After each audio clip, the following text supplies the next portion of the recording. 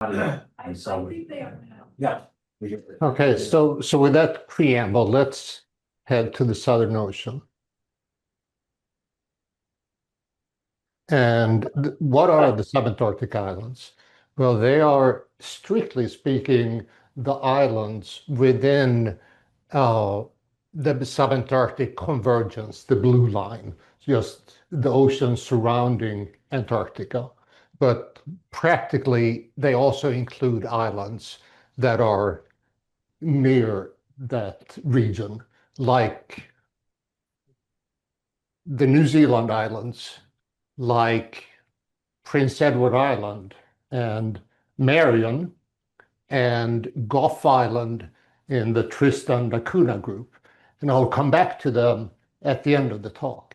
But for this presentation, we're focusing on the islands of New Zealand. And they're really, what they are the last remnants of land from this now primarily sunken continent of Zealandia, of which New Zealand is the greatest part. But these islands ring the southeastern, southwestern flank of that sunken continent. And most of them are volcanic in origin. And they lie pretty far south, between 47 and 54, so in the roaring 40s and furious 50s. That means it blows really hard all the time. And there's even more precipitation than in Eugene.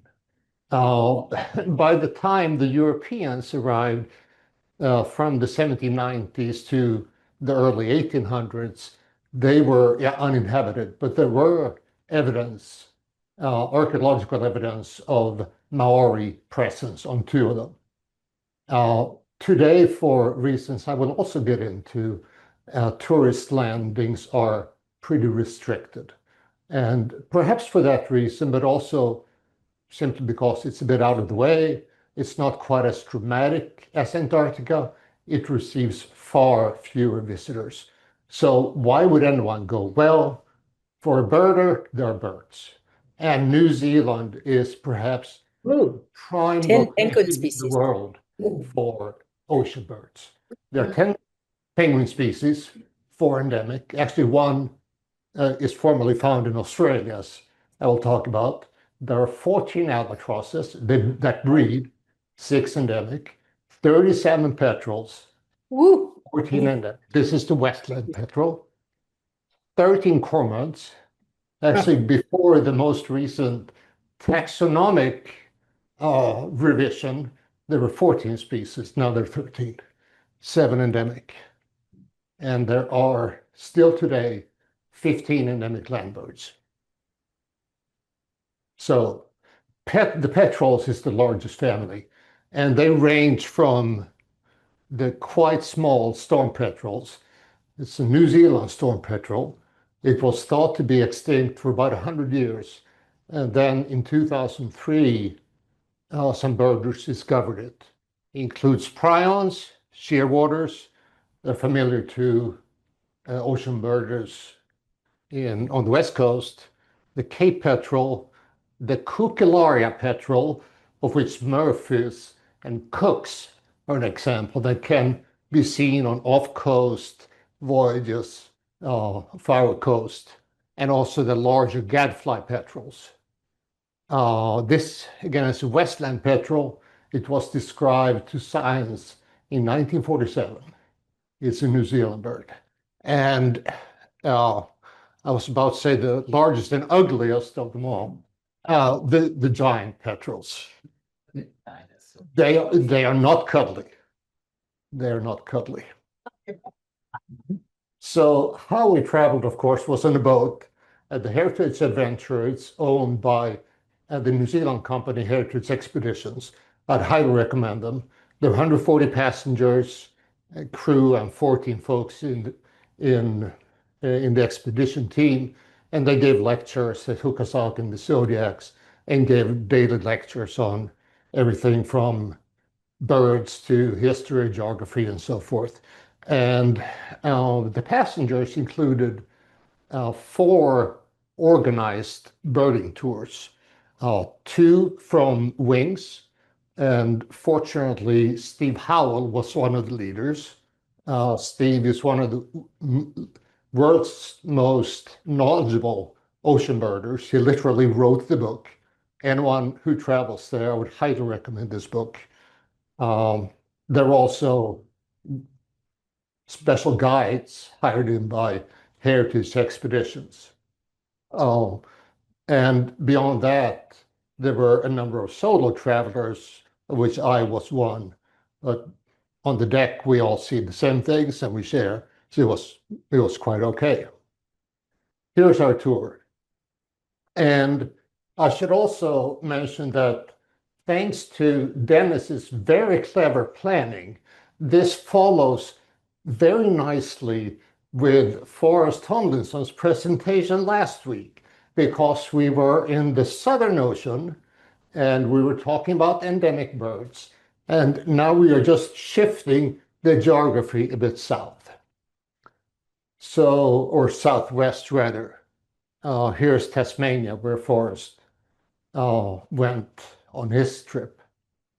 So this is a clockwise navigation of these islands, 2,700 nautical miles over 16 days. The first island we encountered was the Snares. It's fairly close to Stewart Island, the third largest island of New Zealand. And Maoris had been there. They knew about it. They called it the Sea Monster. But it's so rugged, it had never been settled by humans. So it's fairly pristine and no mammals were introduced. And just as New Zealand as a whole evolved without mammals, so did these islands. And when mammals were brought in, the birds had no natural defense and they were highly susceptible. And that's a true line of the story tonight. And that's also why landings are not permitted. The New Zealand government has done a world-leading effort in getting rid of introduced pests. And they just can't risk a boat bringing in a pregnant mouse, which has happened. And then they have started over again. So we are not far out of the harbor before we run into our first albatrosses. There are today 24 species in the world. The largest are the wandering and royal albatrosses. They have wingspans of up to 10 feet, and they circumnavigate the ocean with an amazing grace. There are today, maybe I said 7 species of them, and they're also the smaller mollyhawks. They are a southern hemisphere family that is similar in size and behavior to the short-tail type albatrosses we have here with lace and black-footed. And all of them are quite gorgeous. Here's a white-capped taking off. Now, one of the main birds of interest on the Snares is the Snares crested penguin. Its only home. And this is also where we ran into our first mammals of the trip. The New Zealand fur seal, which was hunted relentlessly in the late 1700s, early 1800s, basically eradicated from all these islands. It's after the hunting stopped in 1830s or so, because they're all been killed out for commercial purposes, they've begun to return. The southern elephant seal is a close cousin to the northern elephant seal, although it's larger. The bull can weigh up to 8,000 pounds. They are massive. This is a female. She's not quite, but she's actually quite a bit smaller. The elephant seals has the largest dimorphism between male and female of any mammal. And on the ocean, this wasn't always calm and sunny. In fact, it was very rarely calm and sunny the further south we got. But here we have rafts of ocean birds. The majority of these are sooty shearwaters, which includes the Pacific West Coast on their almost circumpolar tour. We also see a Cape petrel, we see skuas, and light-mantled sooty albatross, all of which we will come closer into view with later on. Because the next stop is the Auckland Islands. And the Aucklands were also devastated by mammals, in part because the whalers and sealers brought rats and mice, but also because after a shipwreck that left 8 sailors stranded for 18 months, the New Zealand government put up castaway depots and introduced cattle and sheep, and perhaps rabbits, so the poor sailors could have something to subsist on while a rescue ship was eventually arrived. So these mammals were cleared in 94. And after that, landing is only allowed on the much smaller Auckland Island, Enderby Island. But Enderby was beautiful. The Aucklands are fairly far north as subantarctics are concerned, so the climate is milder. It's wet, of course, and there's a range of vegetation from low trees in the sheltered cove to really heathland, higher up, and most dramatically, these herbs. They're called mega herbs. It's a name for plants that have developed separately in several different genera, specifically on the Subantarctic Islands. So they're characterized by very large flowers, very large leaves, and dramatic height. All scientists believe as an adaptation to this very windy, wet, and cold environment. It allows them to perhaps capture aerosols with nutrients, deflect air better, and therefore be less desiccated. And also in an environment without mammals, there's no grazing, so they grow. And here are some of them. And they're found nowhere else. They're found in all subantarctic islands except South Georgia and the Falklands. We also run into hooker sea lion or New Zealand sea lion. The hiking around the island, we walked about 7 miles, very difficult through the tuxedos. You could frequently not see the ground, and you could frequently also not see the hooker sea lions because the females are hiding up in the tussocks and the megaherbs, and yeah, they don't really like it. It's, by the way, the world's rarest pinnipede. There are only about 7,000 individuals. And they like to make their displeasure known by mock charging. And the braver among us would hold out the backpack and just calmly say, "It's okay, we want you no harm," and they would back off. Most of them. But when the mock charge is like this, you do pay attention. They can bite. And some of them are actually pretty intimidating. This bull was clearly not enjoying having his tete-a-tete interrupted by a bunch of bipeds. And he let us know, and we stayed very clear of him. But we're birders, right? So that's what we were really looking for. The red-crowned parakeet is widespread all over New Zealand. Parrots and parakeets are strong flyers, so they have arrived here naturally and thrive in this environment. The New Zealand pipit, likewise, is is found widely, as is the double-banded plover. However, the Auckland Island tomtit is found only there. But the real stars of the bird show on the island were the yellow-eyed penguin and the Auckland Island teal.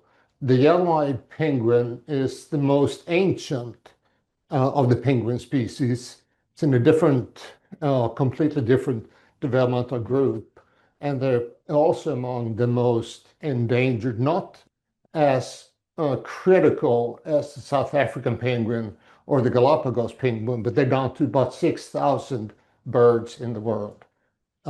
They nest not in colonies as many other penguins, but in sheltered along sheltered beaches and in low forests, and they're easily disturbed by human presence. On the mainland, the population has gone down by 80% in the last 20 years. I think there are only about 150 individuals left on the mainland because of climate change associated changes in food availability and overfishing. The Auckland Island teal is flightless, found only here, and also did not fare well with mammals. Not as poorly as some of the other on some other islands, but clearly following eradication of the pests, they have rebounded and are now doing fairly well. There are also a number of other ocean pipers, the brown skua. They are among the predators on these islands that love to eat chicks, scavenge eggs, and wreak general mayhem. The Auckland Island shag, or shag is the British word for cormorant, right? Is endemic. And here we have a northern giant petrel, and the way you can separate it from its southern cousin, and why these very southerly birds are called northern and southern, I don't really know, but that's the case. The bill of this guy is pink, whereas it's on its southern cousin is greenish. Otherwise, for all practical purposes, they look identical. The light-mantled sooty albatross is one of two sooty albatross species. I think it's one of the most gorgeous ones. They also don't nest in dense colonies like many other albatrosses, but on isolated cliff faces, and are relatively uncommon. But seeing them out just flying effortlessly in the wind is really magical. Our southernmost stop on this journey was the Australian territory of the Macquarie Islands at 54. So it's in smack in the furious 50s. And it was discovered in 1810. And shortly after that, after the whalers and the sealers had to go, the Australian government thought this might be a really cool place for a penal colony. It serves them right. However, the conditions on the island are so harsh that I presume they couldn't get any wardens to sign up for the job, so they abandoned that idea. It's also one of the cloudiest places in the world. Well over 300 cloudy days a year. I think they have 284 hours or 3.5 full days of sunlight per year. Way worse than Eugene. But also here, because of the whaling and the sealing, pests were brought in, mice and rats.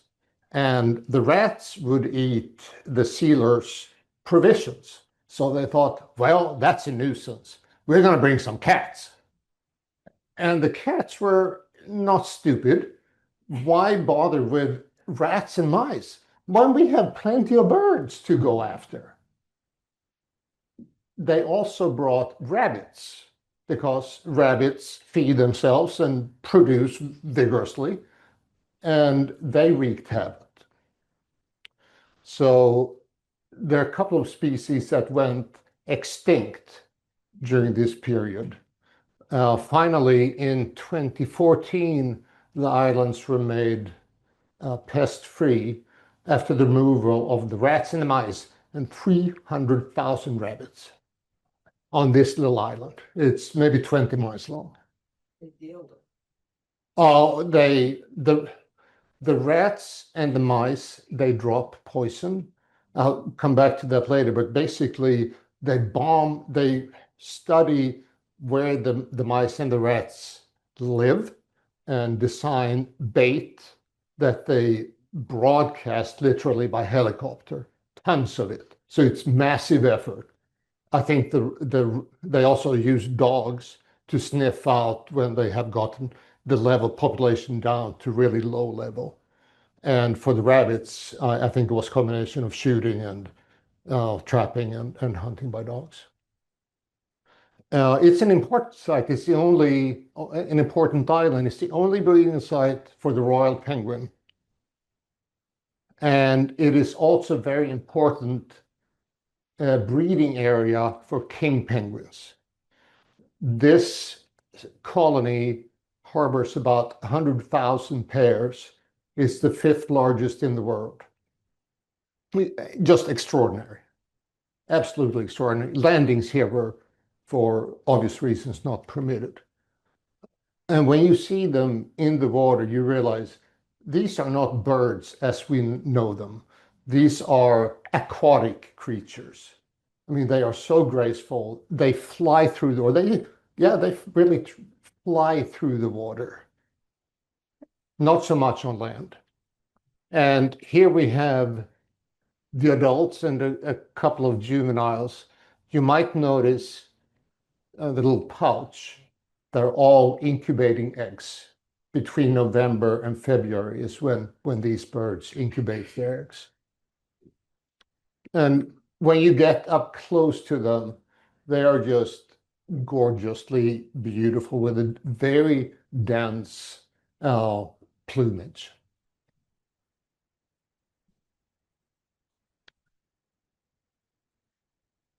And they're also completely unafraid of humans because we didn't evolve with them. They're all curious. The royals a bit more than the kings. And this is what it kind of looks like and sounds like.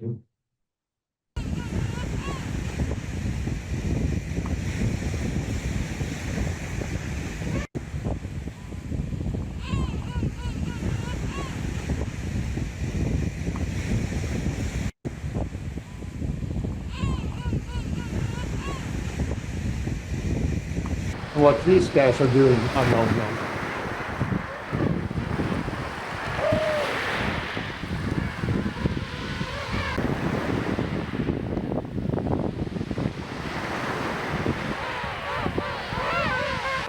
He's trapped in kelp.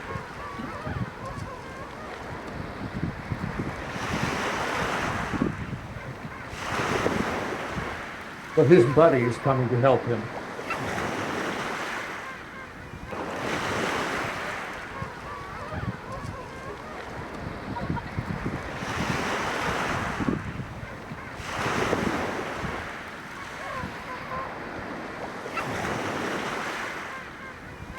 But at the end of the day, it's the penguin who has the last laugh.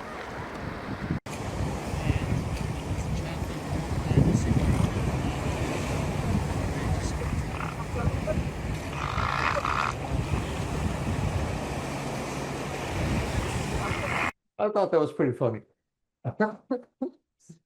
The royal penguins are also pretty striking. They're a bit more garrulous and active than the kings. The males are larger than the females, and you could frequently see them sort of, I don't know if they're kissing or harassing each other, but they were in each other's faces quite a lot. And they're very curious.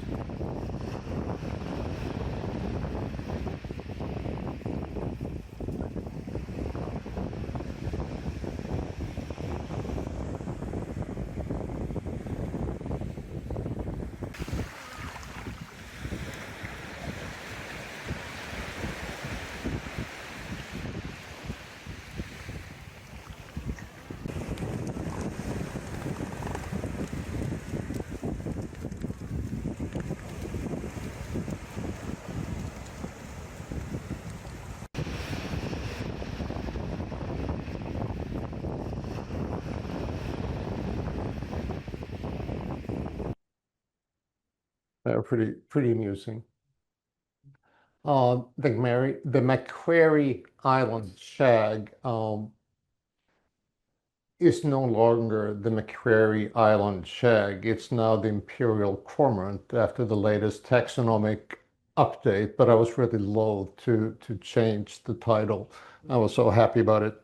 The Gen 2 penguin is found in lower numbers, but it's also very an attractive penguin.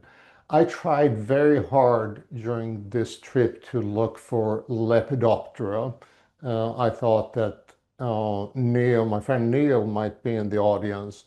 However, at this latitude, uh, Lepidoptera are pretty few and far between. And moreover, New Zealand separated from Australia 70 to 80 million years ago before butterflies evolved. So they have only come much later from Australia. But moths were here. And Neil, I did find a moth. It's Eudonia mawsoni. It's the only moth on the island. The females are flightless. The males have some rudimentary flying abilities, and they apparently persist on moss and other plant debris. And how they survive here, really, I know not. Again, elephant seals are fairly common. No bulls yet, but plenty of they're called SAMs, sub-adult males, who are kind of practicing the art of duking it out with their rivals to be. And at these latitudes, one on occasion runs into the white morph, the leucistic version of the southern giant petrel. This is a color morph that doesn't exist in the northern, but a few southerners. And you can see on this fellow that the bill is more greenish, whereas on the northern, it's pinkish. We also came across several prions and also petrels. Prions are quite small, not quite as small as a storm petrel, but they fly very fast and they are very well camouflaged. I think the US Navy calls it hazy gray, and supposedly they spent quite a bit of time and research and money on developing a camouflage color for the ships. And lo and behold, it's more or less precisely how then the prions are colored, which sort of makes sense. Here are 4 of the species. The only way you can really tell them apart is to look at the bill, how wide it is, how thick it is, the amount of black on the tail. And even so, even experts like Steve Howell could often not be sure. I would see him take a picture, look at the picture, and then either call it and say, yeah, it's a prion. But they're just fascinating birds. I was kind of delighted then in later in the year to see this notice from the working group of avian checklists from the IOU, International Ornithologists Union.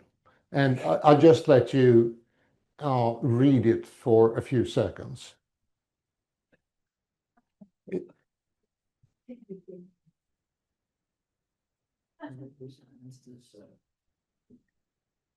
And I think some of you chuckle when you see that the article was written by Kreutzfeldt and Jacob.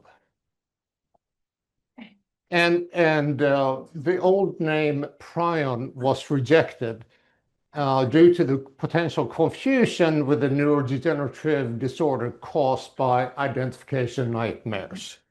And yes, the publication date was April 1st.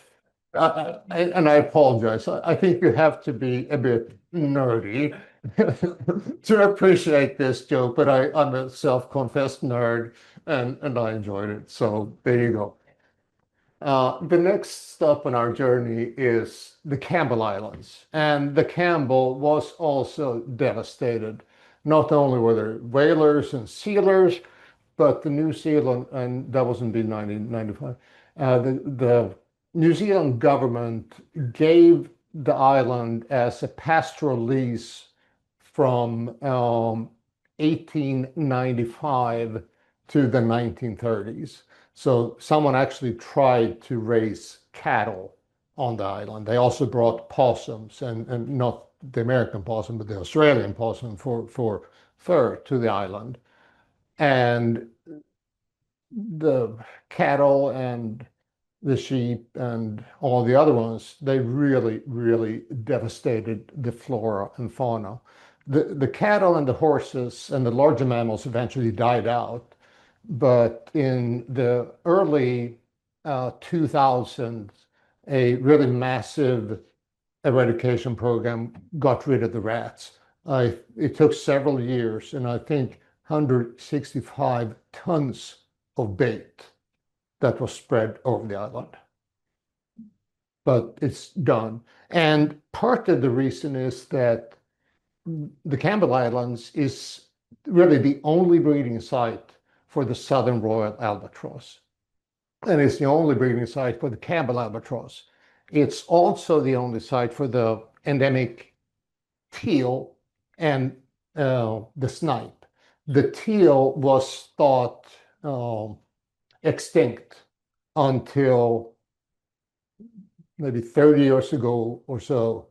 If just a few were found on an offshore islet. And the number was so small that it was feared that just a single storm could wipe out the entire population. So some of the birds were put in captive breeding programs. Eventually they got it going. So now the population has improved and expanded. And this is how we head into the islands. Beautiful morning light, and there are albatrosses all over the cliff faces. This is the namesake Campbell albatross. Again, it's one of the mollymox. And the just stunning southern royal albatross. This is where they breed. So there's no protection, not from the wind or the rain or from any pests. They breed only every second year because it takes 240 days for the chick to fledge. So after the parents go through with this, they spend a year at sea feeding, recuperating before they come back to the same island and meet up. They mate for life. It's really quite extraordinary. And after fledging, the young bird will spend anywhere from 4 to 10 years without ever going back on land. Before then, at sexual maturity, it comes back to the island to find a mate and breed again. And, might be anthropomorphizing a bit, but when I say I see tenderness in these two, in this pair, who knows how many years they've been married, and certainly their fidelity is on average probably higher than humans, I'd dare say. Just precious to me. There are also a number of smaller birds. The silvereye actually is not native to New Zealand, it's native to Australia. And it showed up in New Zealand in the 1850s, probably because they migrate in flocks, were brought over by a strong easterly storm, and from there spread naturally to the southern islands. Nevertheless, it's a striking little bird. The bar-tailed godwit, of course, nests in the high Arctic, including in Alaska and Canada, and it holds the record for the longest non-stop migration. From Nome to this island is 7,700 miles. Non-stop, no eating, no feeding. And they make the round trip tour is over 18,000 miles. Stunning. And the Campbell Island shag doesn't migrate at all, really. It just stays on the island and ventures out in the sea. But it's endemic and not terribly common. Here is the flightless teal that came so perilously close to extinction.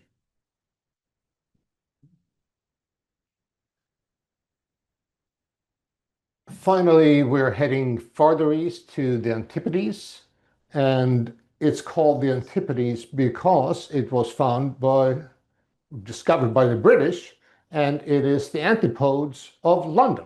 So if you were to drill a hole through the earth, you come out more or less at the antipodes.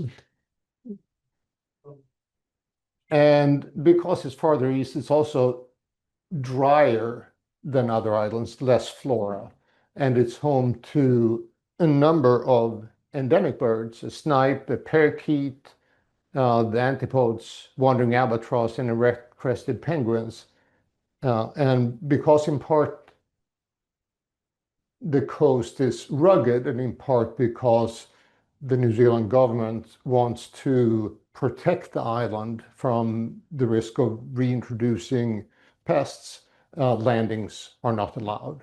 But so what we do is we go out in the zodiacs and we tour around and we try to see some birds and some mammals.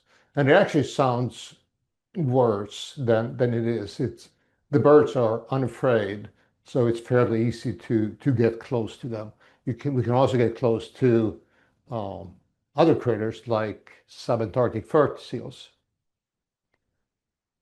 And they're fairly widespread, they occur not only in New Zealand waters. And whereas the erect-crested penguins live only here and on a nearby island that we'll visit next. The right-sex parakeet is a subspecies of the red-crowned parakeet, whereas the Antipodes parakeet is endemic. So it probably arrived eons ago and eventually evolved into separate species because it's so hard to get from here to there. And it's one of only 5 parrots in the world that are ground dwelling. And I apologize for the quality of the photo. This was from the Zodiac, pretty high up on the cliff, but I was very happy to see it.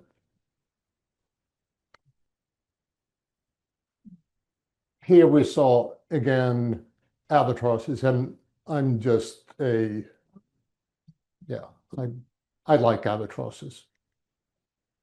And I think you can probably see why. I think they're just striking. And the black-browed and the Campbells are very close in appearance, except for the eyeline, or whatever you call it, and the yellow eye. And also white-capped albatross again. The Bounty Islands are not called the Bounties because they are bountiful. They were named in honor of Captain Bligh's ship, and he happened on them just a couple of months before he was, put in a smaller vessel, not named Bounty.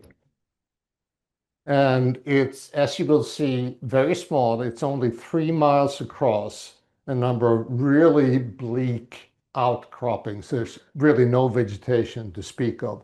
But it's the only home for the Salvin's albatross, the only home in the world. The population is fairly decent. and also about half the population of the red-crested penguins, and the endemic Bounty Island shag, which is currently the world's rarest. There are only about 600 pairs of them, presumably because the habitat on the island, the area of the island is so limited. But I think as far as cormorants go, it's a pretty strikingly beautiful bird.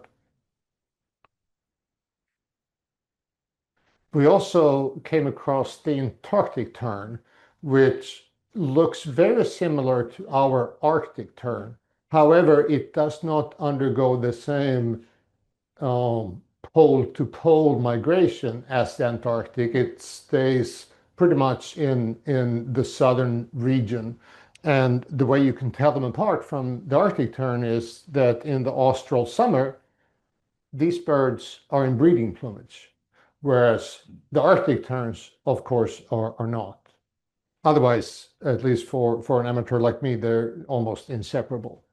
And here you see a little bit of the environment the crested penguins try to subsist in.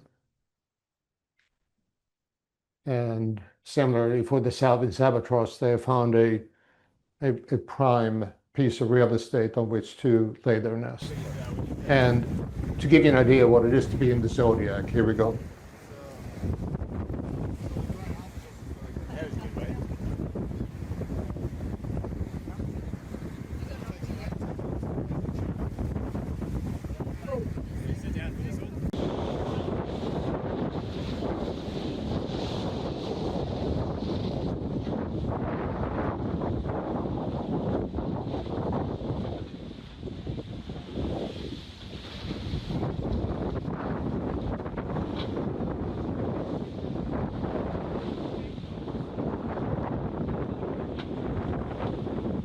This is all very tightly controlled for obvious reasons.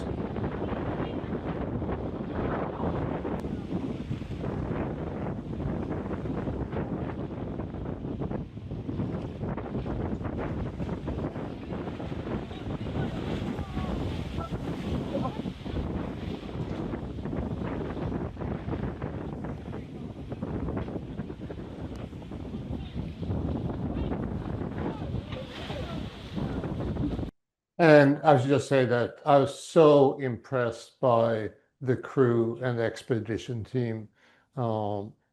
They did a fantastic job, and I suspect that on many other boats, they would not have taken you out on a Zodiac in those conditions. But they really focused on safety, and there were no incidents, although the conditions were rough. And these guys were standing there in the water being splashed for hours on end. Their dedication. Finally, we are heading to the Chatham Islands. They're not really in the Subantarctic area, but they're nonetheless one of the outlying islands. And it was the last Pacific island to be settled in the 1500s, either by, it's debated whether by Polynesians or Maori, but the society developed a truly distinct character, and it was by law very peaceful.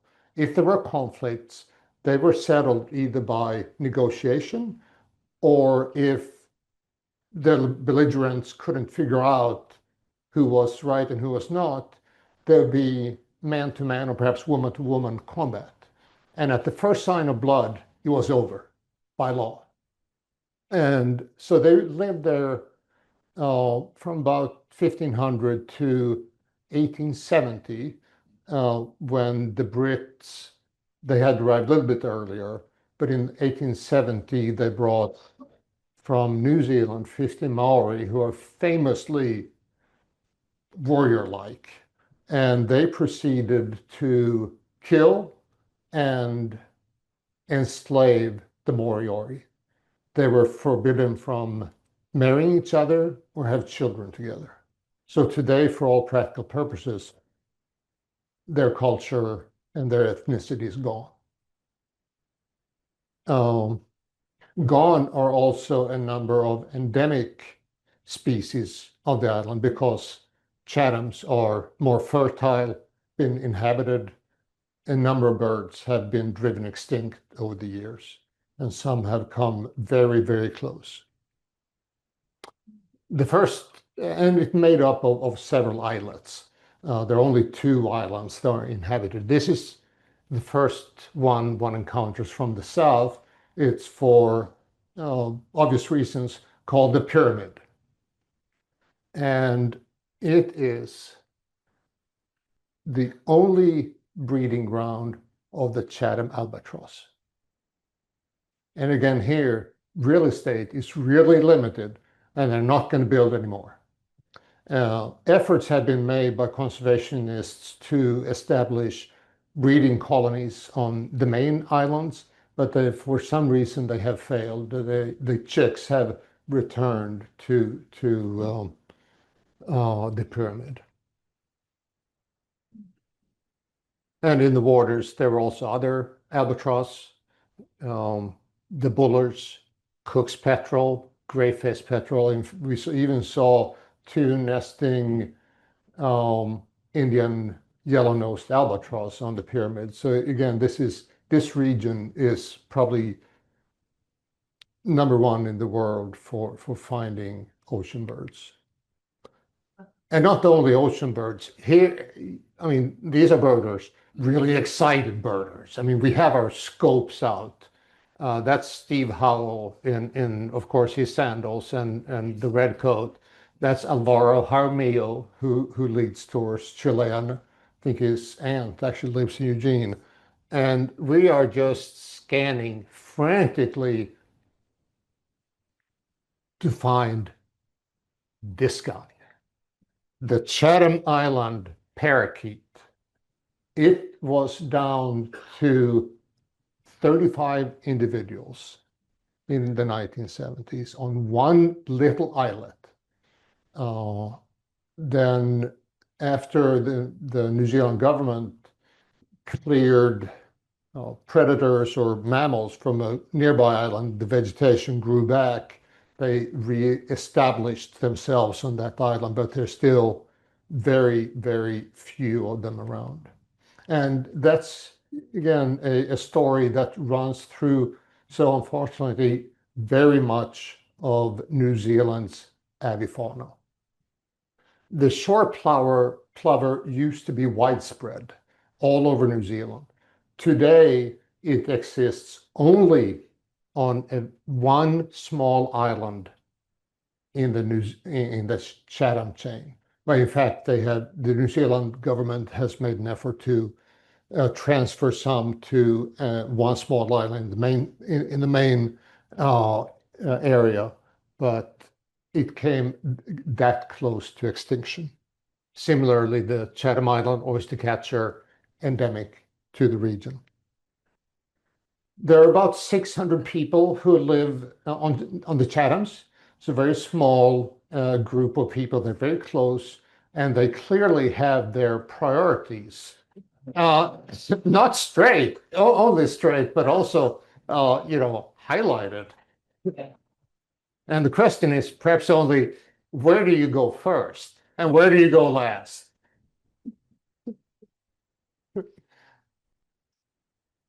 The Chatham Island Gerygony, I think Forrest mentioned Gerygonies last time. They're found in Australia and New Zealand.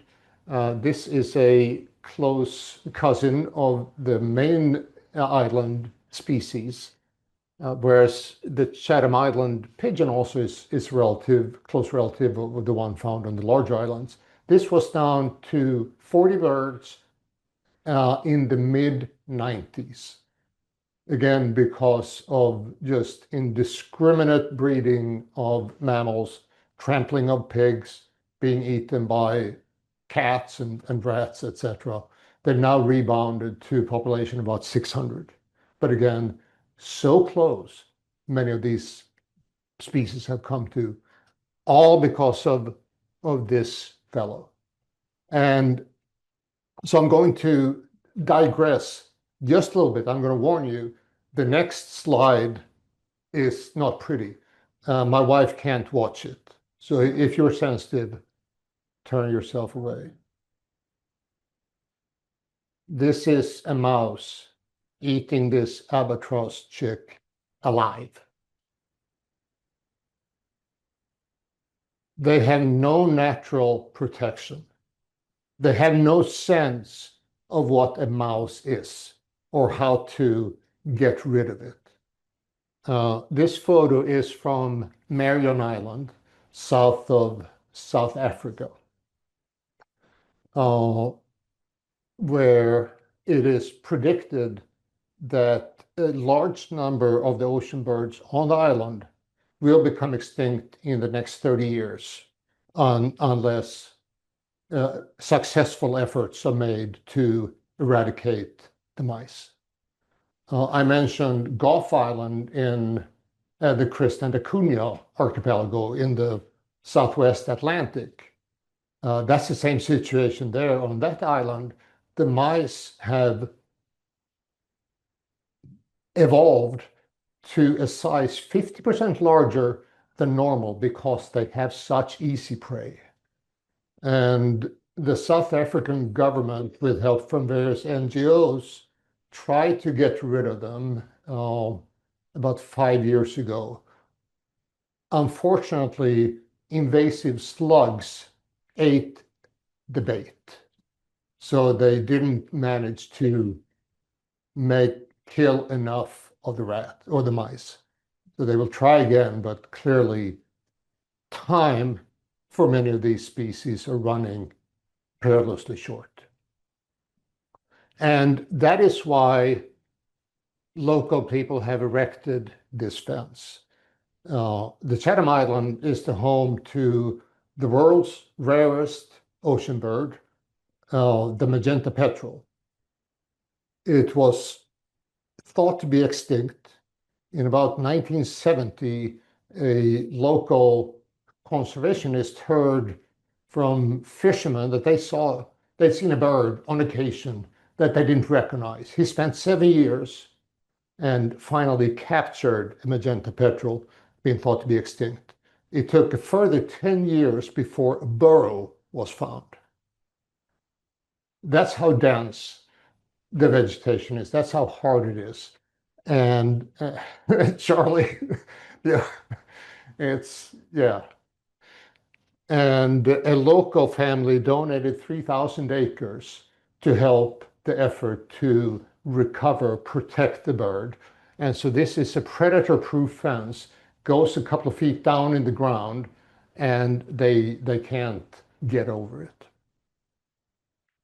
And so in order to raise money for this effort, they offered the participants on the boat an opportunity to go out and learn about it and perhaps see a bird. And there, as I said, there are only 600 individuals on the island.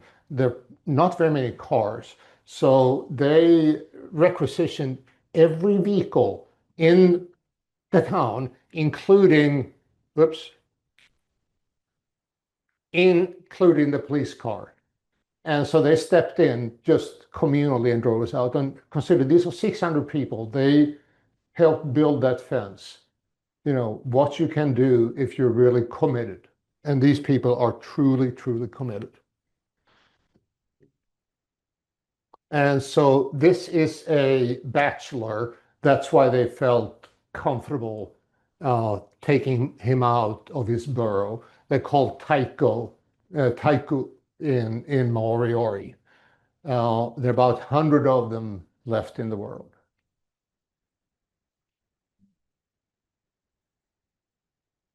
And after that highlight of the Chathams, it was really steaming back to Bluff, unload our bags, load some new provisions for the next tour, and for me to say thank you for coming out, especially this time of the year, and to wish you a happy Thanksgiving.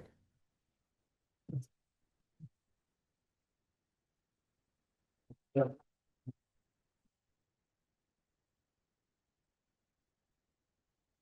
We will. We can turn the lights on, and then is this working?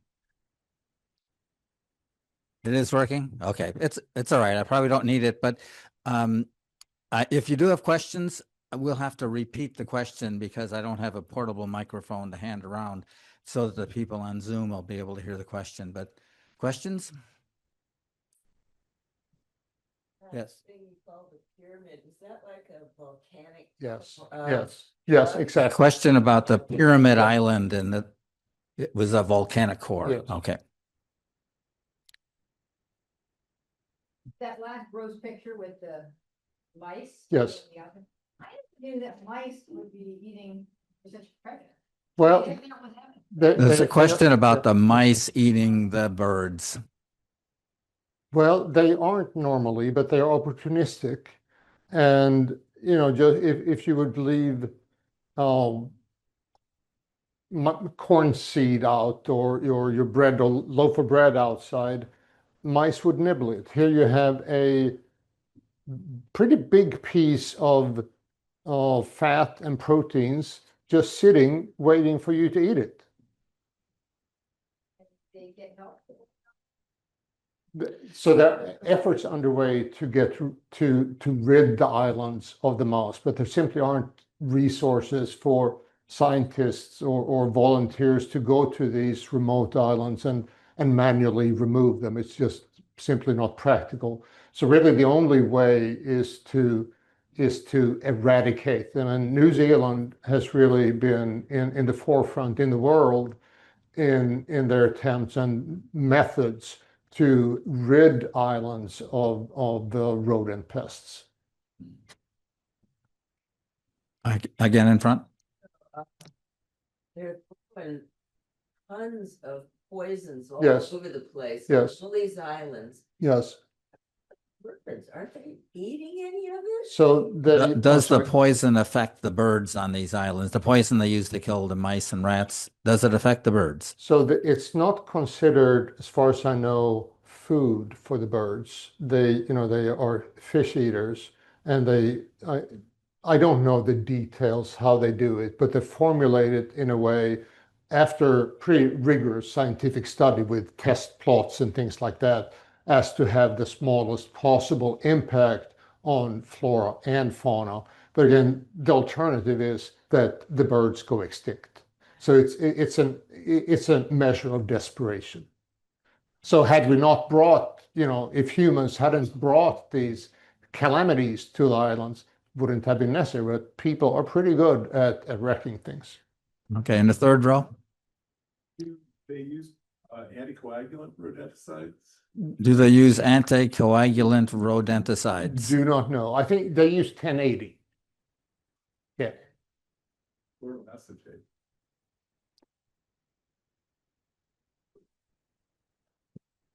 I don't Well- know if they use it on all islands. I know they use it at least selectively on Stewart Island. Yeah. And it's on islands like Stewart and Chatham's, where there's population, there are pets and stuff.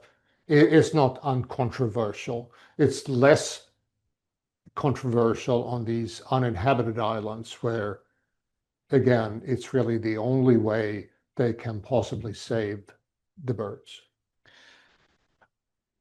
Yes, Jim. Staying on each island. How long did you stay on each island? So it depended on the destination. So on Enderby Island, the hike we took was probably 6-7 hours, but typically on the shore landings, it was shorter, maybe 2 hours, something like that. Same with the Zodiac cruises. We would typically have an excursion in the morning, back for lunch, and then another excursion. And because of the 14 Zodiacs, 140 people, it takes time to manage this flow of people back and forth. Yes. On Pyramid Island, there was this huge cave. Is there any sign that people have used it? A question about the cave shape on Pyramid Island. No, not as far as I know. Albatross and other birds use it, but it is so inaccessible, so remote, that it simply, although in principle it would have been a cozy cave to hole up in, it hasn't been used. Like was any really? Very little. Janet? So close to Antarctica, and it seems like the parakeet and that one little bird you showed, wasn't fantail, it was something else. Silver eye? Yeah, how can, do those islands ice over in the winter like the Arctic does? Or is it more like tundra where the plants are still up, with the ocean stopping them from completely freezing? Question about the small birds like the parakeets. How do they survive on these very cold and far south islands? No, that's a very good question, actually. And it's a maritime climate, so it doesn't freeze over. It's cold. It goes down to maybe high 30s or low 40s. I think on McCrary, the average annual temperature is 54. So it's not warm and it's not sunny, but it's also not freezing cold. So that's a really good question. So the birds are able to persist. Just, like our Anna's hummingbird is able to survive here. Birds are resilient when they're given the chance to do it in their own conditions. Okay, thank you very much. That was wonderful. Another great round of applause.